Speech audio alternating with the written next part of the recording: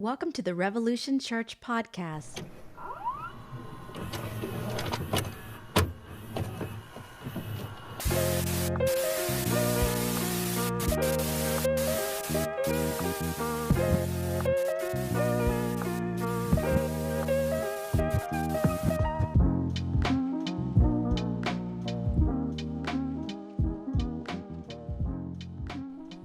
Hello and welcome to Revolution and Martin Luther King's sermon, Love Your Enemies, Part 2. We're going to wrap it up today. I don't know how many of you guys saw the debates, but it doesn't feel like a comfortable place. I think this is an important talk too, because a lot of people, I try not to do this. I try not to let politics get in the way of someone becoming my enemy because we don't agree on the same politics, but it seems everybody is very fearful and angry and hurt and confused, and I understand why. I do, but I've just always tried to let love be something above all that.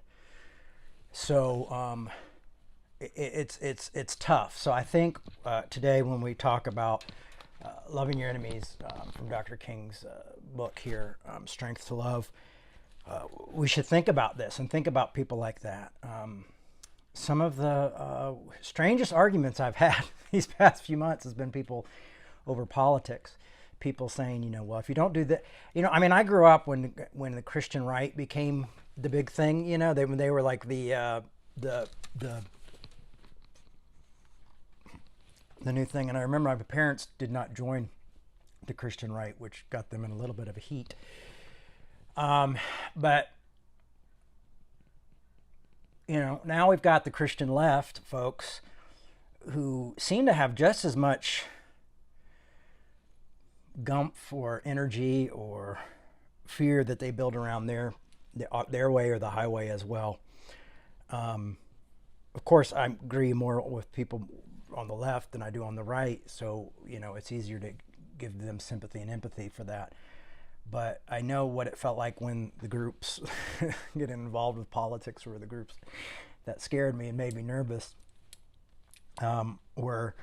So I don't know. I think we should just constantly question ourselves, and I don't think partisanship is ever. We're never going to have community if there's this partisanship, because we have to have all. There has to be compromise. I just watched the show Dairy Girls, and the last episode they're all voting for the Good Friday Agreement, and it was really beautiful. I had to I was watching. I had to turn it off and wait the next day to watch the last 5 minutes, because I've spent so much time looking at the Good Friday Agreement and the peace process in Northern Ireland that it was really emotional. And I think there might be a time where we're going to need that kind of stuff. We're going to need people loving their enemies. We're going to need people who practice peace process. We're going to need people who are able to see the humanity of others who they don't agree with. And I think King explains this all, so I'm not going to try to explain it. I'll give you my commentary on Dr. King's sermon, but I think he does it best. So I think we should just go ahead and dive right into that. So part 2, and we talked about, we're going to go into the practical hows, is what Dr. King is covering next in his sermon, is the practical hows of loving one's enemy. Let us move now from the practical how to the theoretical why. We're going into the theoretical why. Why should we love our enemies? The first reason is fairly obvious. Returning hate for hate multiplies hate. Adding deeper darkness to night, even a deeper darkness to a night that's already devoid of stars. Darkness cannot drive out darkness. Only light can do that. Hate cannot drive out hate. Only love can do that. Hate multiplies hate. Violence multiplies violence. And toughness multiplies toughness. And a descending spiral of destruction. So when Jesus says, love your enemies, he is setting forth a profound, ultimate, inescapable call. Now, what I want to say about this for a second is I think often Christians are really good at putting in bigger divisions, you know, left and right. And then you go over to the left, and then the people on the left are saying like, well, you're only left if you believe this, or if you follow this, or you follow this. I saw a Christian influencer the other day say like, you're not a real ally unless you vote for Joe Biden, period, for the LGBTQ community. Like, you can't be an ally, you know. And it's like all these, we're creating more laws and more rules and more regulations and more, you only have to do this, you have to do that. And it's just division after division after division. I don't think there's anything wrong with having conversations about this stuff. But when you go out as a speaker, a teacher, or a leader and say, this is the way it is, and this is how it is, and if you don't follow it, then you're wrong, you just become legalistic. You've only become legalistic with something that suits your ways rather than legalism that causes you not to be who you really are. Now you're just saying, I'm going to use legalism to make everybody think and be like I am. And that doesn't get us anywhere either. And that's why, you know, this toughness, this like, oh, I'm going to be angry, or, you know, I am really surprised how many pastors seem to not be prepared for conflict. How many leaders seem to not be ready to have tough conversations. And they will just go to like the base, you know, they'll start saying really mean things just to shut you down, or start, you know, for me, usually if it's someone progressive, they'll often say like, well, you're just a heterosexual, cisgendered white male, you know, and all those things are true. But the fact is, I really would be rather judged on my content of character and my life and who I am, rather than on my sexuality or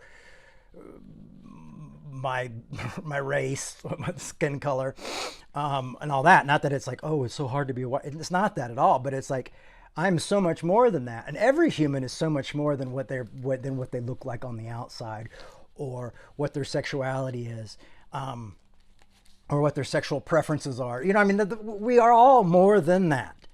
And when we can't even have conversations and we want to belittle each other based on using those things, it's just, I mean, put the, like, imagine if I was on the other shoe and I said, well, because you're this, and this. I mean, it would be like, you know.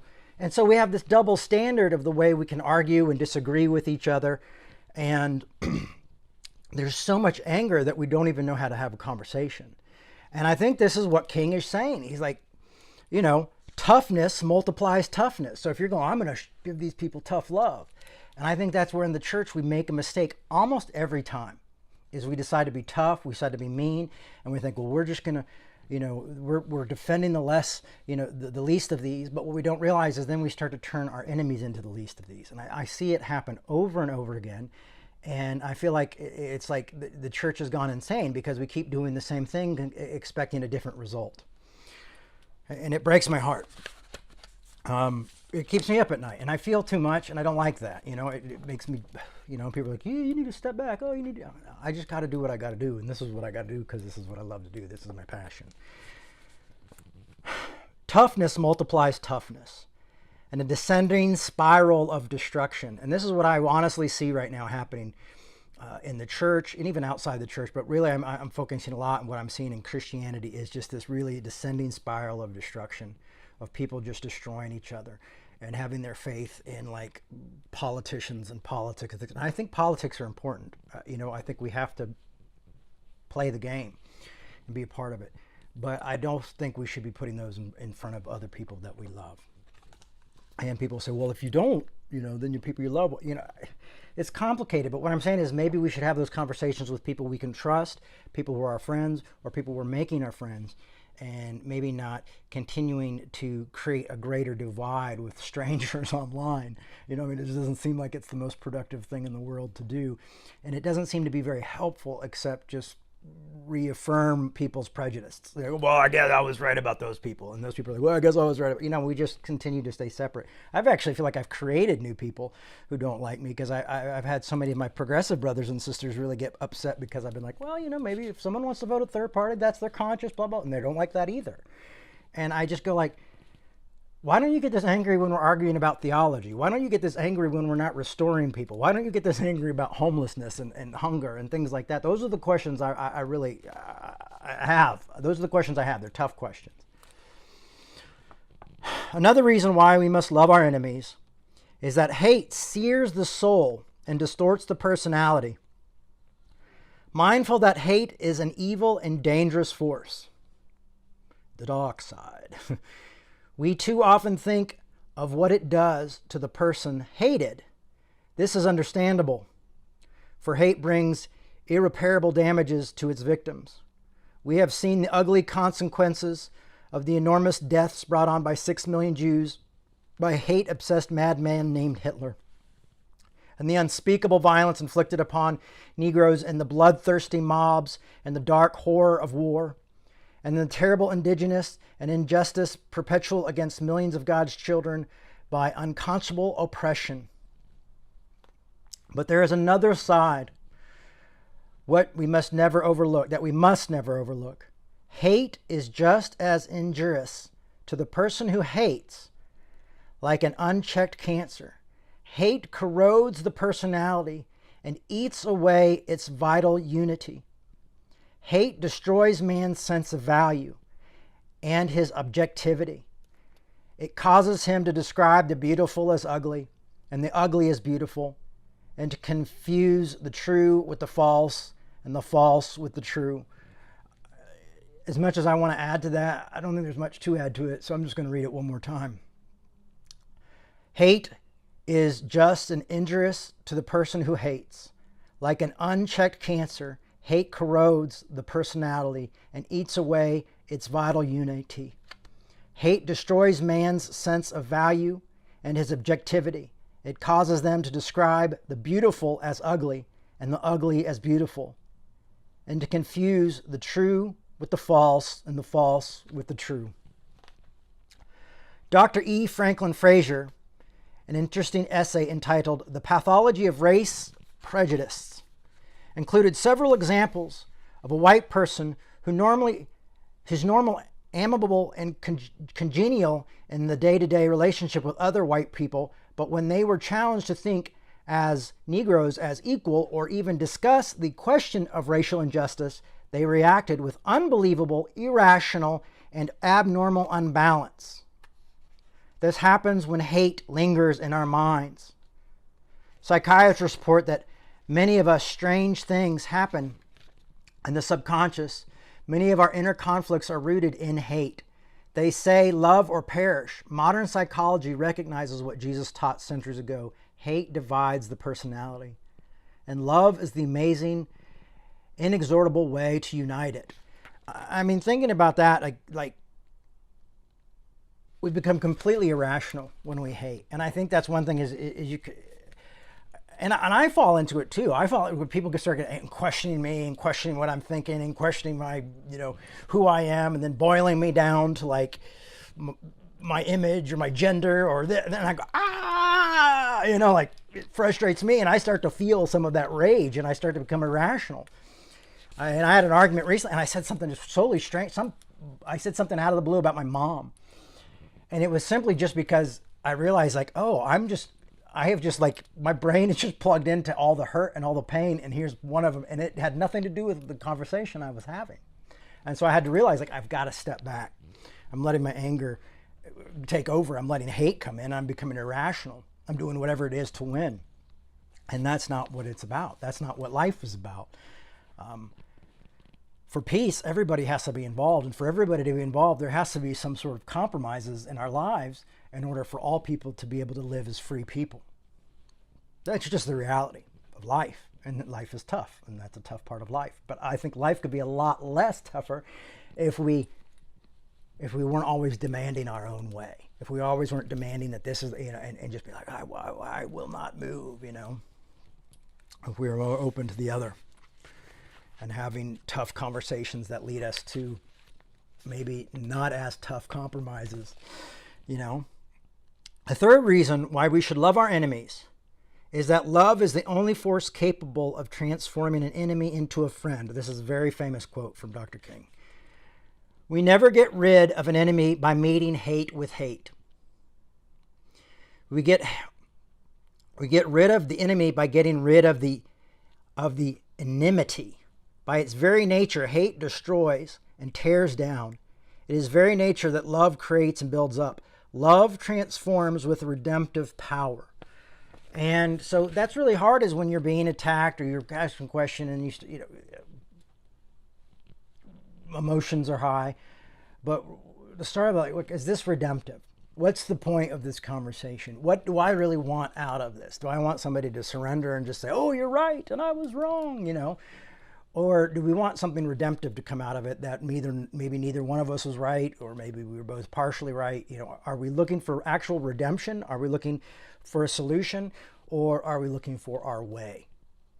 And I think one of the reasons, the things that makes us irrational is that we want our way, and we don't realize that when we just want our way and we don't want to compromise and we don't really want to have the hard conversations, is that hate kind of goes in and says, I'll take care of this. Like legalism, you know, that legalism that the Pharisees had, like, you know, every gnat and tittle and piece of thing to the, you know, you tithe every little tiny piece, you know, comes in, and we start to try to justify our anger and our legalism. And our legalism isn't always rational. It's usually not very rational at all. And it makes no place for the other. So we have to kind of justify that. And justifying that starts to become justifying hate, justifying legalism, and it becomes a really vicious cycle in our lives. This is a really interesting story that Dr. King is going to talk about Abraham Lincoln. So let's look at this. This I'll probably read through. It's kind of long, but I'll just read through it as I can. Lincoln tried love and left all history magnificent drama of reconciliation. When he was campaigning for the presidency, one of his arch enemies was a man named Stanton. For some reason, Stanton hated Lincoln. He used to use every Stanton hated Lincoln. He used to use every ounce of his energy to degrade him in the eyes of the public. So deep-rooted was Stanton's hate for Lincoln that he uttered unkind words about his physical appearance and sought to embarrass him, at every point of the bitterness and arguments. But in spite of this, Lincoln was elected President of the United States. Then came a period when he had to select a cabinet which would consist of a person who would be his most intimate associate in implying his program. He started choosing men here and there for the various secretarianships. The day finally came Lincoln to select a man to fill in the all-important post of Secretary of War. Interesting. Can you imagine whom Lincoln chose to fill this post? None other than the man named Stanton. There was an immediate uproar in the inner circle when the news began to spread. Now, see, this is often what happens when grace happens. People lose their minds. You know, well, this person, they treated you like... And I used to be the same way when my parents would forgive people and they'd have them over for dinner and share meals. And I was like 12, 13, 14 years old going like, how could you have these people? And now, you know, here I'm being all passive aggressive at dinner with these people like, I don't trust you, you know. And my parents were just always telling me, like, you got to forgive people. And I remember thinking they were insane for doing this. But as I grew and became mature and became an adult, I started to understand grace a little bit more. I mean, probably not until really into my 20s. And it took time. So often we become very suspicious and angry, and arrogance almost comes out of us. And this passive-aggressive bites and attacks towards each other. And I mean, that's why the Apostle Paul said, be careful of biting and devouring one another. You know, if you're constantly doing this, you'll be consumed and it'll be over. And so here is, everybody's like, why would President Lincoln choose this man who was his great enemy? Advisor after advisor was heard saying, Mr. President, you're making a mistake. Do you know this man, Stanton? Are you familiar with all of the ugly things he said about you? He is your enemy. He will seek to sabotage your program. Have you thought this through, Mr. President? Mr. Lincoln's answer was terse and to the point. Yes, I know, Mr. Stanton. I'm aware of all the terrible things he said about me. But after looking over the nation, I find he is the best man for the job. So Stanton became Abraham Lincoln's Secretary of War and re-endeared the invaluable service of his nation and his president. Not many years later, Lincoln was assassinated. Many laudable things were said about him. Even today, millions of people still adore him as one of the greatest of all Americans' presidents. H.G. Wells selected him as one of the 6 great men of history. But of all the great statements made about Abraham Lincoln, the words of Stanton remain among the greatest. Stanton near the dead body of the man he once hated, Stanton referred to him once as the greatest man that ever lived and said, "He now belongs to the ages." If Lincoln had hated Stanton, both men would have gone to their graves as bitter enemies. But through the power of love, Lincoln transformed an enemy into a friend. It was this same attitude that made it possible for Lincoln to speak kind words about the South during the Civil War, when feelings were most bitter. Asked by a shocked bystander how he could do this, Lincoln said, "Madam, do I not destroy my enemy when I make them my friend? This is the power of redemptive love." And some think we're too far gone for this.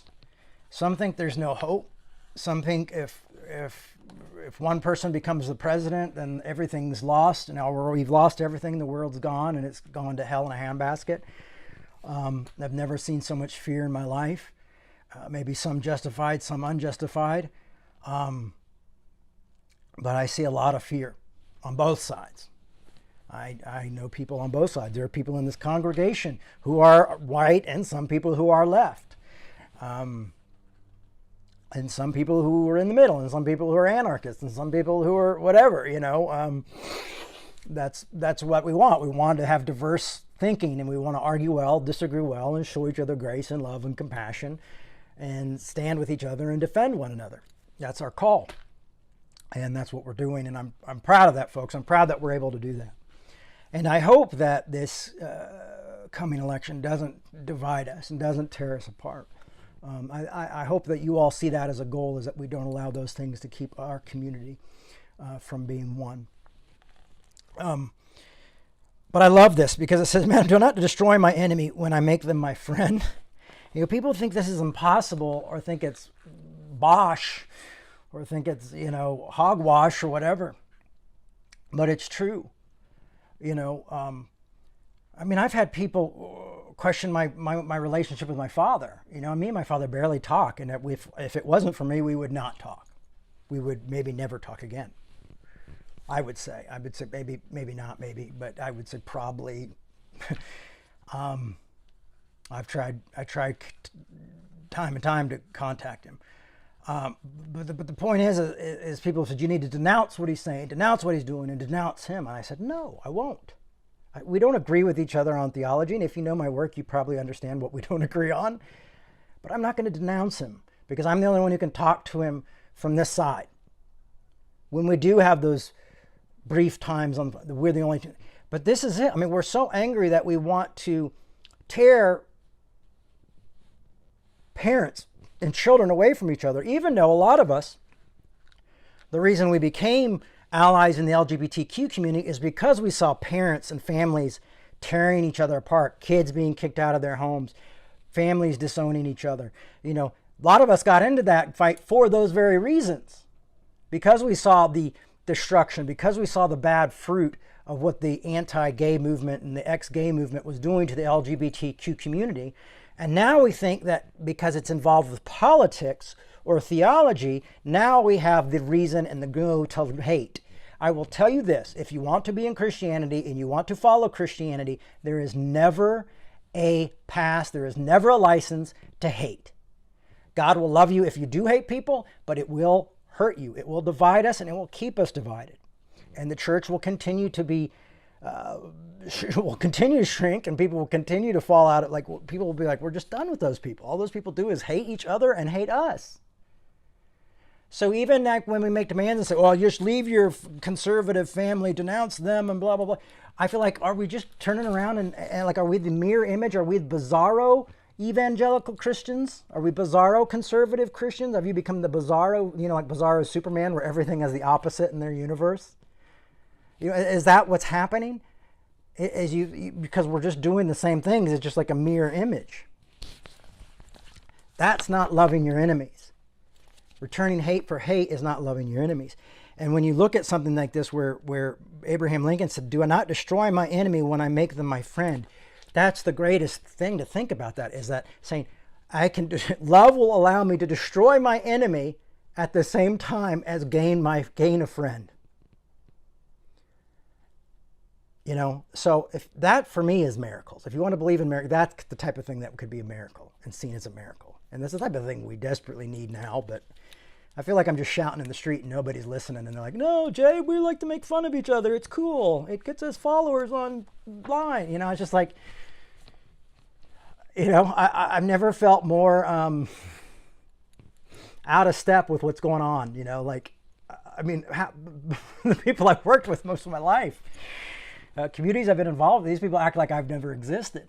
I don't make sense to them anymore. It's really, really,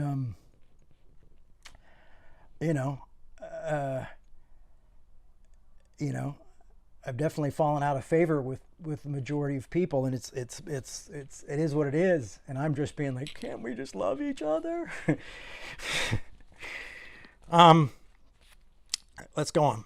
We must hasten to say that there are not ultimate reason why we should love our enemy. We must hasten to say that these are not the ultimate reason we should love our enemies.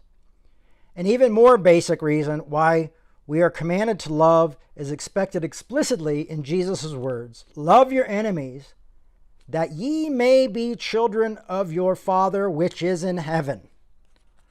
We are called to this difficult task in order to realize unique relationships with God. We are potential sons of God and daughters of God. Through the love and potentiality becomes actuality. We must love our enemies because only by loving them can we know God and experience the beauty of God's holiness. So if you long for holiness, I've got some good news and some bad news. The relevance of what I have said to the crisis and race relations should be relatively apparent. There will be no permanent solution to the race problem until oppressed men develop the capacity to love their enemies. Now, I want to make it very clear that this is Dr. King saying this. This is Martin Luther King Jr., the Reverend of Ebenezer Baptist Church, or associate pastor, because his dad was the main pastor, saying this. Civil rights leader, Dr. Martin Luther King, and I agree with him. There will be no permanent solution to the race problem until oppressed men develop the capacity to love their enemies. The darkness of racial injustice will be displaced only by the light of forgiveness and love. For the more than 3 centuries of American Negroes have been battered by the night of unbearable injustice, buried with the ugly weight of discrimination, forced to live with these shameful conditions. We are tempted to become bitter and to retaliate with a corresponding hate.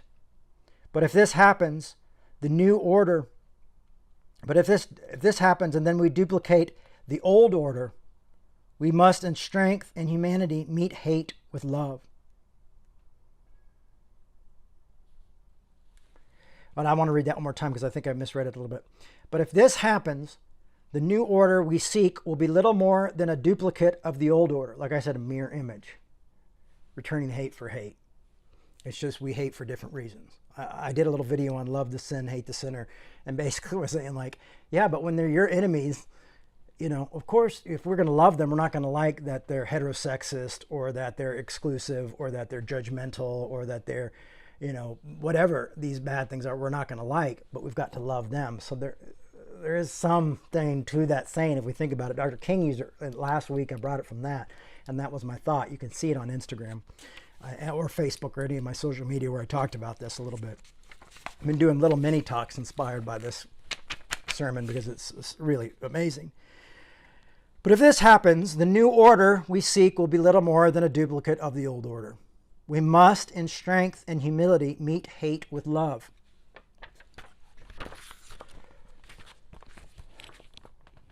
Of course, this is not practical. Life is a matter of getting even and hitting back. A dog eat dog. I am saying that Jesus commands us to love those who hurt and oppress us. I'm going to say that one more time. This is Dr. King. I am saying that Jesus commands us to love those who hurt and oppress us. Do I sound like most preachers, idealistic and impractical? Maybe in some distant utopia, you say that idea will work, but not in the hard, cold world in which we lie. And I will say this, I hear that all the time. I hear this from so many progressives. So it's wild to go into a church that's full of rainbows, full of inclusion, everyone's accepted.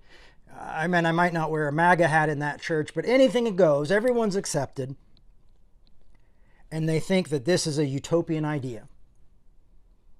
It breaks my heart. And they somehow will think you're evil, or you must be, this is your, I hear this all the time, that this is your, what's the word I'm looking for? But this is your pride talking, you know, this is your dream talking, this is utopia, this is privilege, this is your privilege, you know, you're speaking from, no, I'm speaking from what I read in Dr. King. I'm speaking from John Hume, who was a dairy man himself, and saw a needing for housing for other Catholics because Protestants were treating them horrible. You know, I'm getting this from people who were the least of these and spoke up and encouraged us to be better. Dr. King has done as much for white folks as he has black folks. I mean, he's shown us how to love. He revealed to us the errors of our ways, the misinformation that a lot of us fell into. And it's wild to hear this idea, and I have to remind myself constantly, and maybe that's why I talk about it so much, is that it's not a utopian idea. It's not a utopian idea. It's not some impractical, idealistic way of thinking. It's just kind of a mature way of thinking. It's just the road less traveled. You know, it's being dedicated to change. It's saying there are no easy answers, but this is the type of thing that if we work for it, and it's not going to happen overnight. It might not happen in years. But if we work towards it, if we live this way, if this is our message, you will see change happen. You will see enemies transforming into friends. You will see communities growing. Because as long as we play these partisan things, there's nobody, we're never going to sit at each other's table. My friend, we have followed so-called practical way for too long of a time now, and it has led us inexorable to a deeper confusion and chaos. I mean, look at the chaos. Look at the presidential debates. I mean, I don't think anybody is really excited about the choices that we have. I don't think conservatives are that excited. Some are, but those are the loud ones that they put on TV. You know, and I don't think a lot of the liberals really are, except for some of the loud ones or the scared ones. I've been a Democrat my whole life, and this is just by far one of the worst elections I've ever seen. My friends, we have to follow the so-called practical way, because the practical way is not getting us anywhere. It's just continuing to divide us.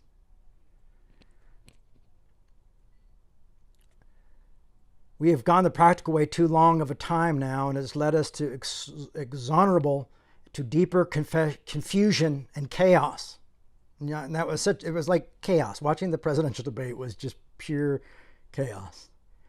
Time is cluttered with the wreckage of communities which surrendered to hatred and violence. For the salvation of our nation and the salvation of mankind, we must follow another way. This does not mean that we abandon our righteous efforts.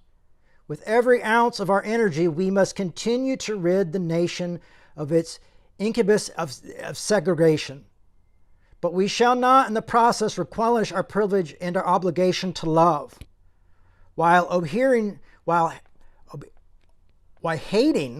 disagreeing with segregation, abhorring segregation, we shall love the segregationist. See, love the sinner, hate the sin. While abhorring the segregation, we shall love the segregationist. This is the only way to create a beloved community. To our most bitter opponents, we say, we shall match your capacity to inflict suffering by our capacity to endure suffering.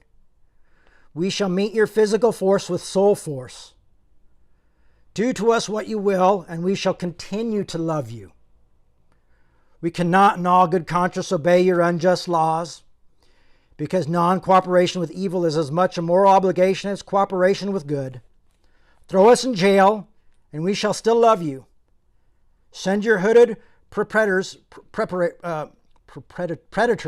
of violence into our communities in the midnight hours and beat us and leave us half dead, and we shall still love you. But be ye assured that we will wear you down with our capacity to suffer.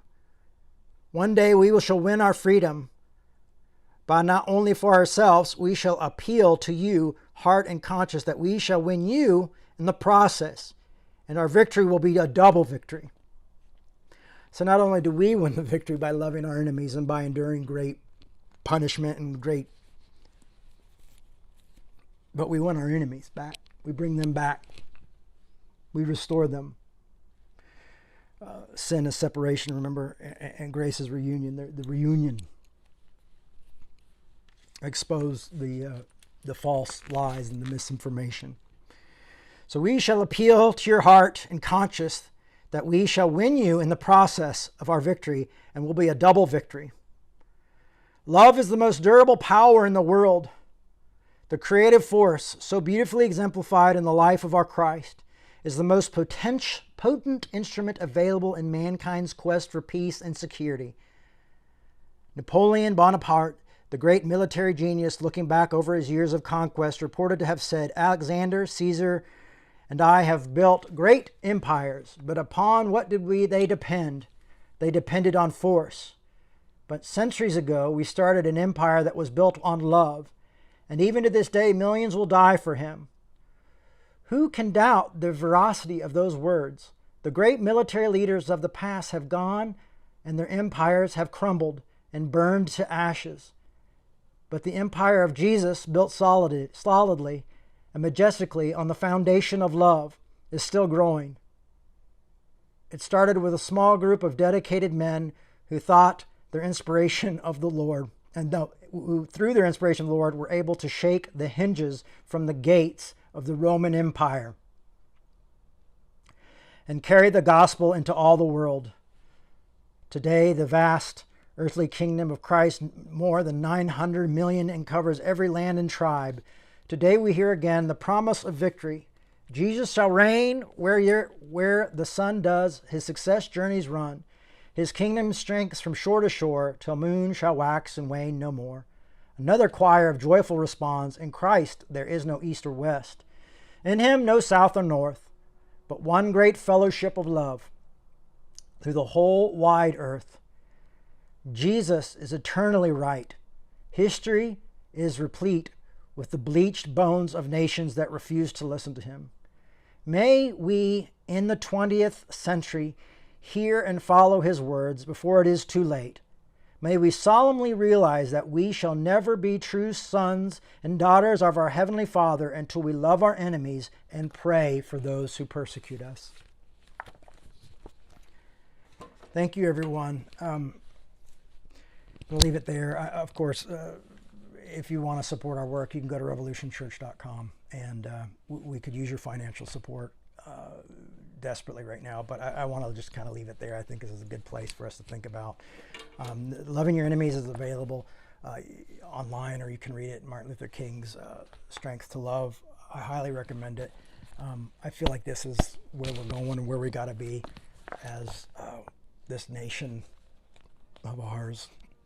And this church that Dr. King so eloquently talks about is continued divided by us's and them's and new kinds of legalism. So may we find a new kind of love, a new kind of Christianity to strengthen us and move forward, and pray for those who persecute us. Thank you. Bye.